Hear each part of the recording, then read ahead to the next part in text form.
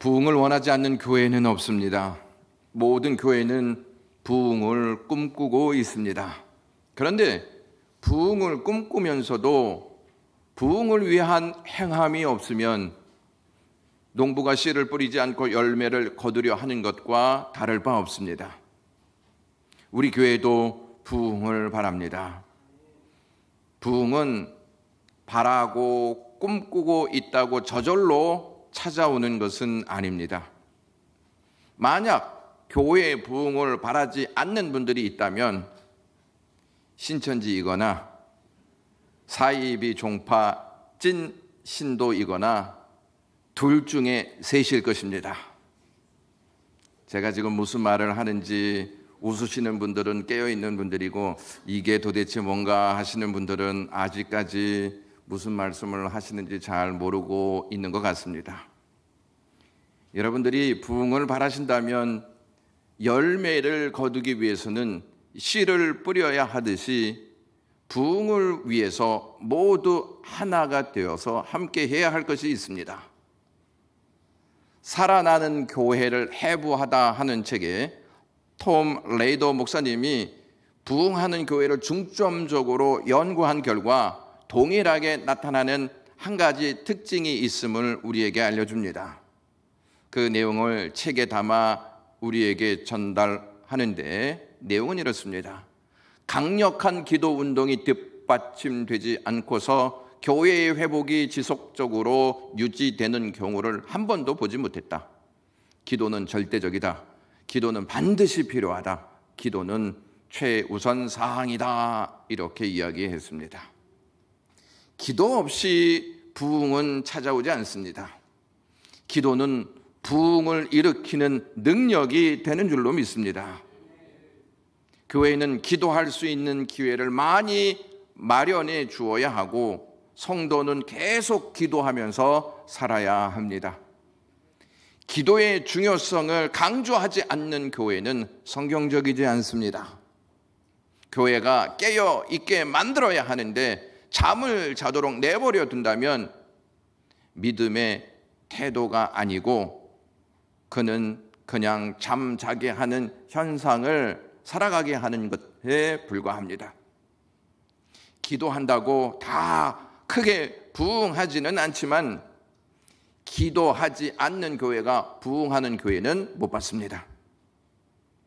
기도 없이 부흥하는 교회는 이단이거나 사이비 종파가 분명합니다. 그런데 그거 아십니까? 교회를 압박하고 박해하면서 확장해 나가는 대표적인 종교가 이슬람교입니다. 이슬람교가 하루에 몇 차례나 기도하는 줄 아십니까? 새벽 5시, 오후 1시, 오후 3시, 오후 6시, 오후 7시 등 하루 총 5차례 기도한다고 합니다. 그들은 기도함으로 기독교를 대적하고 압박해 오고 있습니다. 우리와 싸우고자 하는 적들은 계속 강하게 무장하고 있는데 우리는 어떻게, 무엇으로 무장하여 맞서고 있는지 생각해 보셔야 합니다. 부흥을 꿈꾸고 기도하고 있는 우리가 한 가지 짚고 넘어가야 할 내용이 있습니다. 부흥은 과연 무엇이냐 하는 것입니다. 우리는 어떠한 부흥을 기대하고 있느냐 하는 것입니다. 통상적으로 우리는 부흥하면 수의 증가를 생각합니다. 수의 증가 역시 교회의 부흥이라고 말할 수 있습니다. 부흥하니까 수가 증가하는 것입니다.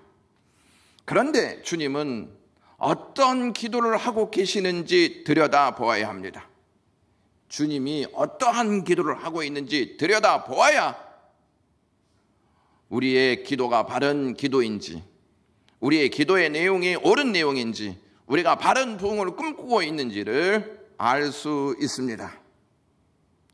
우리는 너무 우리 틀에 박힌 기도관을 가지고 일방적으로 기도하는 경향이 있습니다.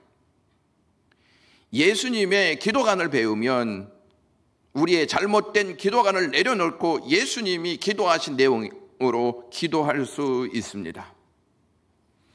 지난주에 살펴보았듯이 주님은 하나님을 영화롭게 하기 위해서 삶의 목적을 세우고 기도하시면서 순종하셨습니다. 예수님은 순종하기 위해 기도하셨고 기도하시면서 순종하셨습니다.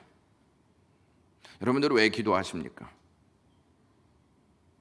순종의 목적이 무엇입니까? 예수님의 순종의 목적은 하나님의 영광입니다. 예수님은 하나님을 영화롭게 하기 위해 하나님이 계획하신 때에 맞게 순종할 수 있도록 기도하셨습니다.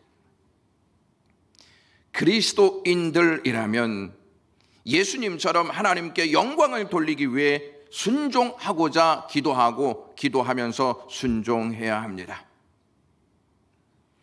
기도 없이 순종이 가능할까요? 순종 없는 기도는 의미가 있을까요? 순종과 기도는 함께 한다는 사실을 잊지 마셔야 합니다. 왜 우리는 하나님의 영광을 위해 기도하며 순종해야 하는 것일까요? 그것이 우리의 목적이기 때문에 그렇습니다. 사실 우리는 하나님의 영광을 위해 기도하며 순종하는 것을 당연히 여겨야 합니다. 그러나 문제는 당연히 여겨야 할 것을 당연히 하지 않고 있다는 것이 문제입니다. 하나님의 영광을 위해 순종하는 것이 당연한데 우리는 그것보다 사람의 영광을 더 사랑한다는 것입니다. 예수님께서 요한복음 12장 43절에 이렇게 말씀하셨습니다. 그들은 사람의 영광을 하나님의 영광보다 더 사랑하였더라. 그들은 바리새인들입니다. 예수님이 하신 말씀이 비단 바리새인들만을 가르치는 것이라고 생각하십니까? 우리는 하나님의 영광을 위한다고 말은 하지만 어느새 하나님의 영광을 우리의 영광으로 바꾸어 놓는 때가 많이 있습니다. 하나님께 영광을 돌리지 않고 은근히 하나님의 영광을 갈취하는 교회가 부흥을 기대한다면 그 부흥은 누구를 위한 것입니까? 예수님께서 요한복음 12장 28절에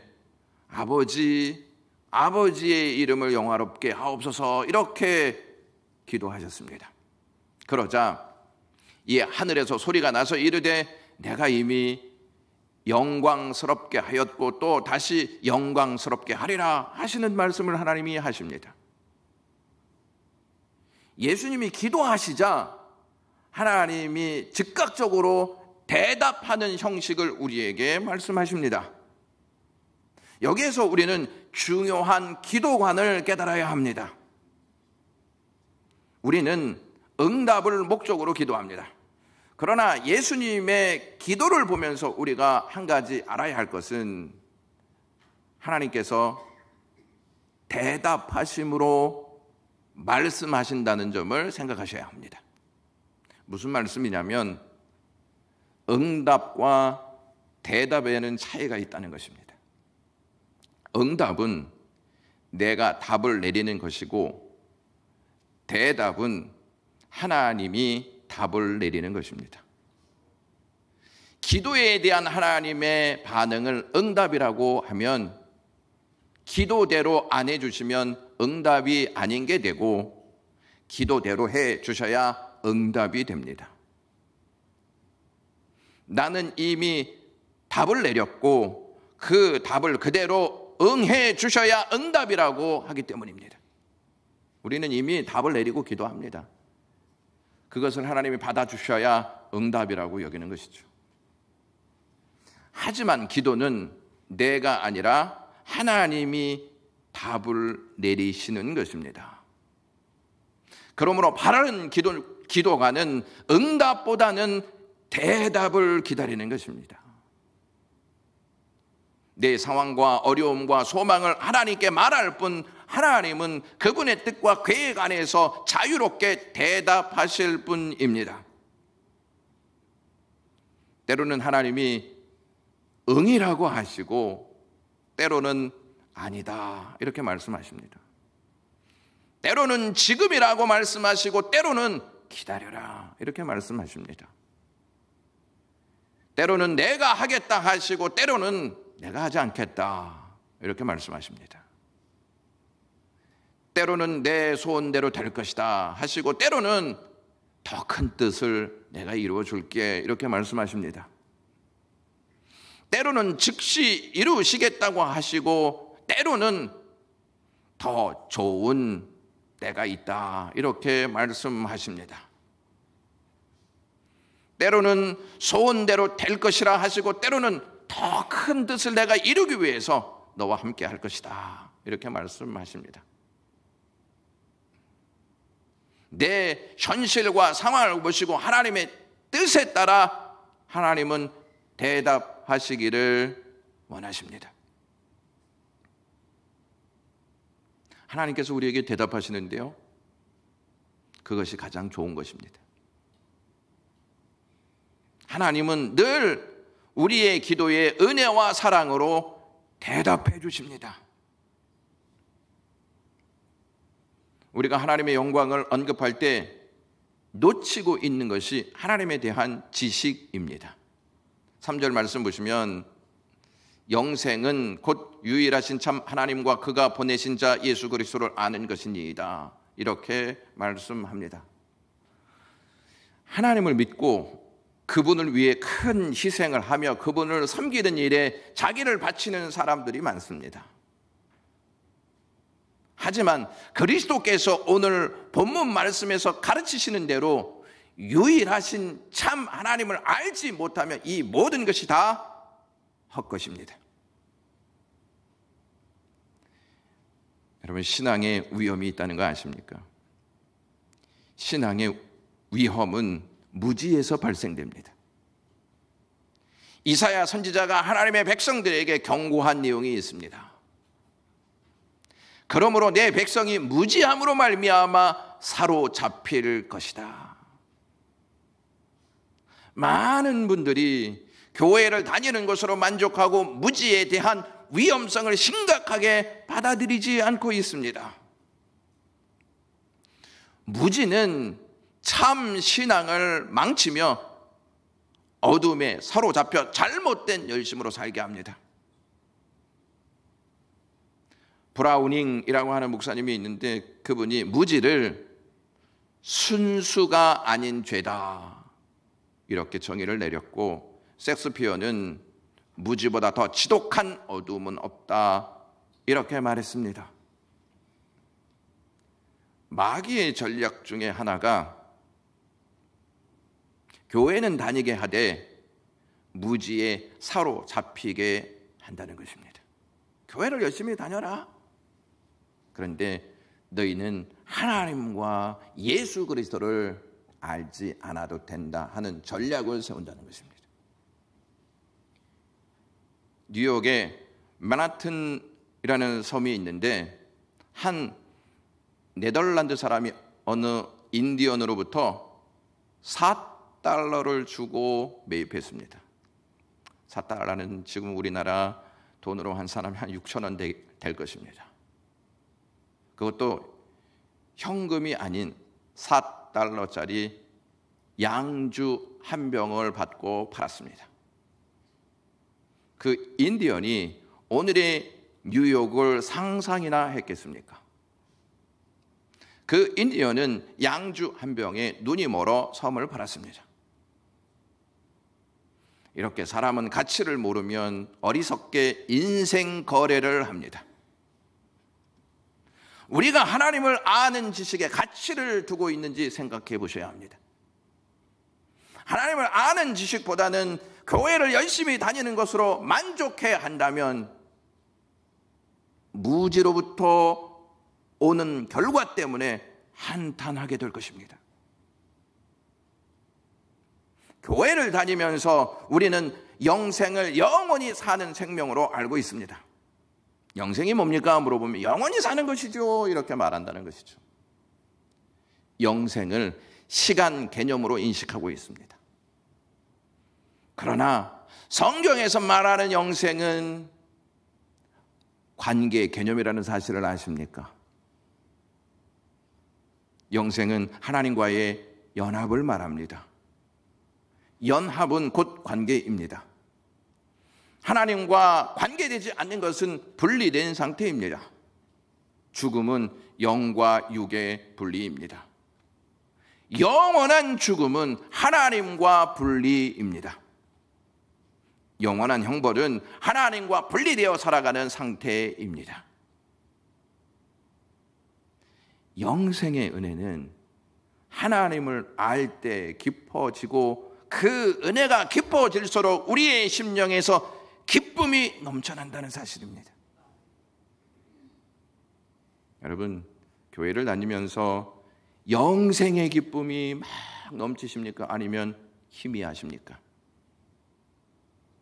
우리에게 영생의 기쁨이 희미한 것은 하나님을 아는 지식이 부족한 데서 나오는 것입니다. 우리는 영생의 기쁨보다는 우리가 원하는 것을 이루어지는 것을 더 크게 생각하고 그것을 기뻐합니다. 하박국 선지자는 유일하신 참 하나님을 아는 지식이 세상을 가득 채울 것이다 이렇게 예언했습니다. 부흥은 단순히 숫자의 증가만으로 결론 지어서는 곤란합니다. 하나님을 아는 지식이 없는 교회가 부흥을 꿈꾸고 있다면 위험한 꿈을 꾸고 있는 것입니다. 하나님이 위험한 꿈을 꾸고 있는 교회에 부흥을 주시겠습니까? 오늘 본문을 칼빈 목사님이 이렇게 주석했습니다. 참되다 하는 형용사와 유일하다 하는 형용사 두 가지가 덧붙여 있다는 것이죠. 첫째로 믿음은 하나님을 인간이 꾸며낸 무익한 허구와 구별해서 단호한 확신으로 받아들여야 하고 변하거나 주저하지 말아야 하기 때문이다. 참 하나님, 유일하신 하나님은 변하지 않는다.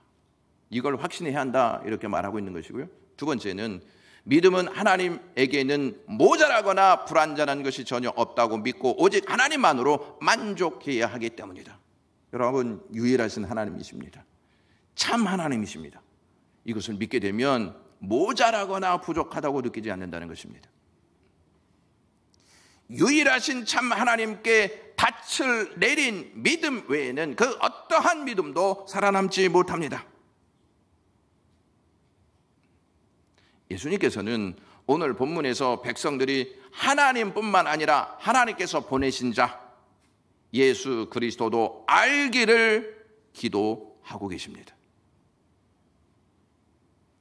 요한복음 17장은 대제사장이신 예수 그리스도의 기도입니다.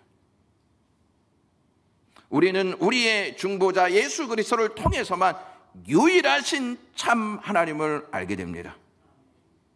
요한복음 1장 18절 말씀 보시면 본래 하나님을 본 사람이 없으되 아버지 품속에 있는 독생하신 하나님이 나타내셨느니라 이렇게 말합니다. 예수님께서는요 아버지를 알리실 뿐만 아니라 아버지께 다가간다는 관점에서 아버지를 우리가 알 수 있는 분으로 만드셨습니다. 예수님 당시에도 여호와를 믿는다고 하는 사람이 많았습니다. 하지만 예수님께서 자신을 여호와로 믿는 믿음을 그 신앙에 반드시 포함시키기를 요구하셨습니다. 너희들 여호와 믿지? 내가 바로 너희들이 믿는 여호와다. 이 신앙을 같이 포함시켰다는 말입니다. 예수님께서 우리가 아버지를 알 수 있기를 기도하셨는데 이는 아버지를 사랑하기와 우리를 향한 아버지의 사랑을 알기를 뜻하셨다는 것입니다. 우리가 하나님을 사랑하고 하나님 아버지께서 우리를 얼마나 사랑하시는지를 알기를 원하셨다는 말씀입니다. 우리가 하나님을 알면 알수록 하나님의 사랑이 얼마나 크고 깊은지를 알 수 있습니다. 어떤 사람이 얕은 바닷가에 들어가서 발을 담그고 마치 그것을 바다 전체를 다 경험한 것처럼 여기고, 바다가 뭐 이래, 바다가 왜 이렇게 얕아, 참 시시하다, 이렇게 말한다면 그 사람은 어리석은 사람입니다. 바다는 얕지도 않고 시시하지도 않습니다. 바다는 들어가면 들어갈수록 그 신비함에 감탄할 수밖에 없습니다. 또한 그 신비함을 체험하면서 자신이 얼마나 작은 존재인지를 깨닫게 됩니다. 바다 깊은 곳에 들어가지도 못한 우리가 바다를 만드신 하나님을 다 안다고 말할 수 있습니까? 바다 깊은 곳에 들어가 보지도 못한 사람이 바다를 만드신 하나님을 논한다는 것은 어불성설입니다. 바다에 고기가 몇 마리 사는지 아십니까? 목사님, 그걸 우리가 어떻게 합니까? 바다에 사는 고기를 만드신 하나님을 우리가 어떻게 다 알 수 있느냐 하는 것입니다. 그것도 모르면서. 예수의 기도라는 책에서 마크 존스 목사님이 이렇게 이야기했습니다. 우리는 하나님의 사랑을 아는 만큼 하나님을 기뻐할 뿐 그 이상은 아닐 것이다. 하나님의 사랑을 알지 못한 채 하나님에 대해 다른 것을 알게 되면 그때마다 우리의 영혼은 하나님에게서 멀리 도망치게 될 것이다. 하지만 마음이 아버지의 사랑에 이 고귀함에 일단 사로잡히면 이에 감동하게 되고 이에 정복될 것이다. 이렇게 말하고 있습니다. 그리고 이렇게 얘기했습니다. 우리가 그리스도를 많이 알수록 그리스도께서는 영광을 더 많이 받으신다. 그리스도를 많이 알수록 그리스도께서는 영광을 더 많이 받으신다. 지식과 영광이 비례한다는 것입니다. 어느 무신론자가 랍비를 찾아갔습니다. 그리고 이렇게 이야기했습니다. 신이 존재한다는 증거를 대보시오. 그러면 나도 기꺼이 신을 믿겠어. 랍비가 말합니다. 성경을 읽어보았습니까? 이 무신론자가 아니, 한 부분이라도 읽지는 못했습니다. 이렇게 이야기했습니다. 랍비가 또 이야기했습니다. 탈무드를 읽어보셨습니까? 그것도 안 읽어보았어. 이렇게 얘기했습니다. 랍비가 이야기하기를 그러면 당신은 도대체 뭘 읽었소? 철학이나 현인들의 글을 읽었소? 무신론자가 아니요, 난 그런 건 읽지 않소. 랍비가 말하기를 그렇다면 당신은 진정한 무신론자가 아니요, 당신은 무식한 사람일 뿐이요. 이렇게 이야기했습니다. 무지한 사람일 뿐이요. 이렇게 말했다는 것입니다.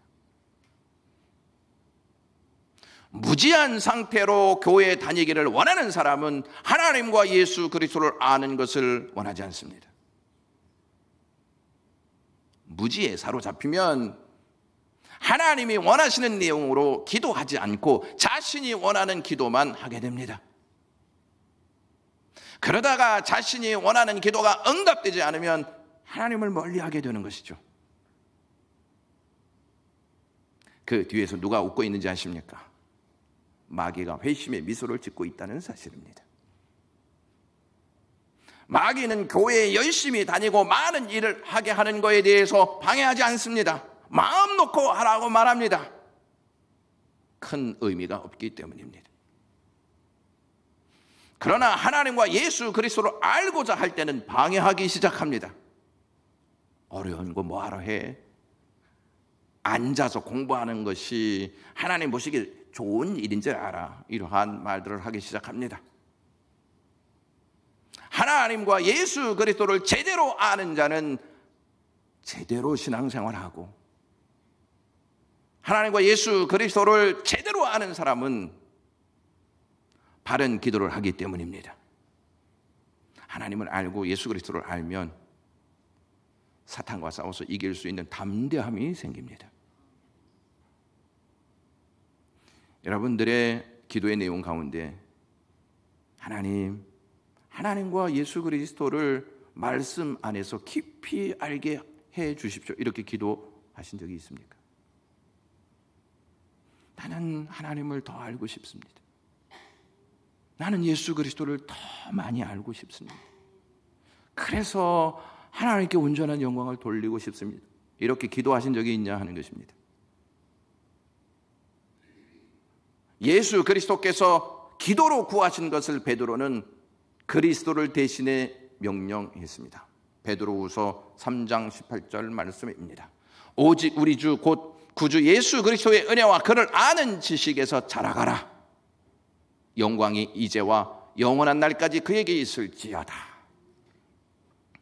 감동적인 축도를 했을 때 베드로는 그리스도께서 대제사장으로 드린 오늘 본문의 이 말씀을 생각했을 것입니다.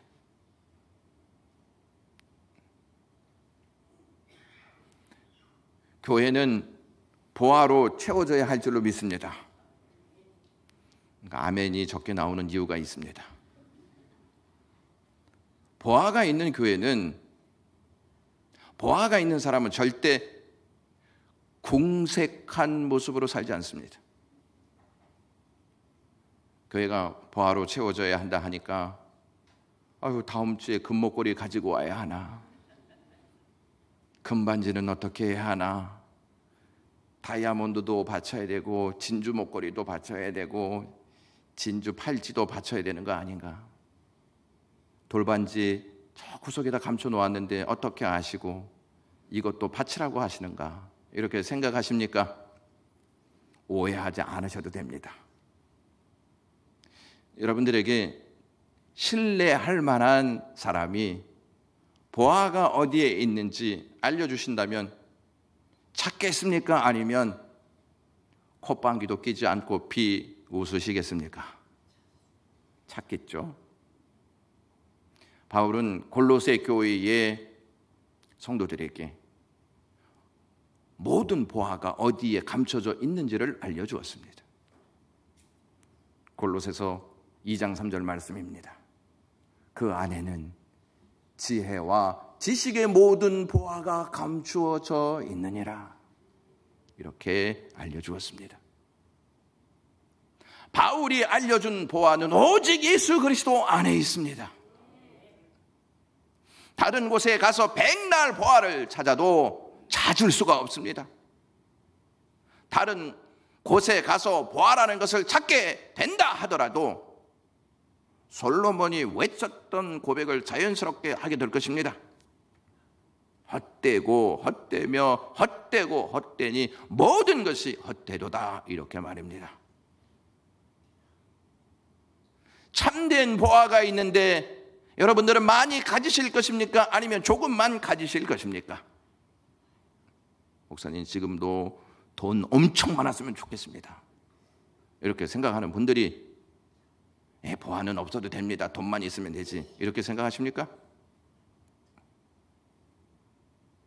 예수 그리스도를 알면 알수록 그것이 보화가 됩니다. 그리스도를 알지 못하면 늘 궁색한 상태로 살아갑니다. 교회를 다니는 많은 사람들이 궁색한 상태로 신앙생활하고 있습니다. 누가 궁색한 상태를 만든다고 생각하십니까?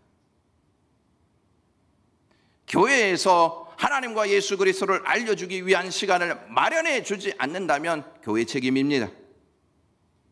그러나 하나님과 예수 그리스도를 알려주기 위한 시간을 교회에서 마련해 주었는데 참석하지 않고 공부하지 않고 배우지 않는다면 그 책임은 교회에 있지 않습니다. 바울은요, 참으로 힘든 삶을 살았습니다. 그런데 이겨냈습니다. 돈이 많은 사람도 아니었습니다. 그런데 궁색하게 살지 않았습니다. 박해받고 고달프게 살았습니다. 그런데 더 이상 못 살겠다고 말하지 않았습니다. 감옥에 있었는데 슬퍼하기보다 오히려 기뻐했습니다. 병이 들었는데 하나님을 원망하지 않았습니다. 어디에서 이런 자세가 나왔을까요? 바울이 그리스도 안에 지혜와 지식의 모든 보화가 감춰져 있다는 사실을 말하면서 매일같이 찡찡대는 소리만 하고 이 일을 못해 먹겠다. 찾아오는 것은 고난과 박해뿐. 내가 이 사명을 뭐하러 감당하였는지 참으로 억울하다. 이렇게 말했다면 바울이 전해준 편지는 다 가짜일 것입니다. 사도행전 26장에 보시면 바울이 아그리빠 왕에게 예수 그리스도를 만난 이야기를 막 전해줍니다. 바울의 말을 듣고 있었던 로마 총독 베스도가 크게 소리를 지르면서 이렇게 말했습니다. 바울아, 내가 미쳤도다. 내 많은 학문이 너를 미치게 한다. 이렇게 말했습니다. 베스도의 말을 듣고 바울이 내가 미친 것이 아니요 참되고 온전한 말을 하나이다. 이렇게 고백했습니다. 예수 그리스도를 전한다는 이유로 미쳤다는 말을 들으면서 그가 이렇게 고백합니다. 나와 같이 되기를 하나님께 원하나이다. 미친 소리를 들어도 나와 같이 되기를 원합니다. 왜? 보화를 뿜어내는 삶을 살았던 인물이 바울이었기 때문에 그렇습니다. 여러분은 바울과 같은 상황이라면 그렇게 담대함으로 말할 자신이 있습니까? 바울은 어떻게 두려움 없이 담대하게 말할 수 있었겠습니까?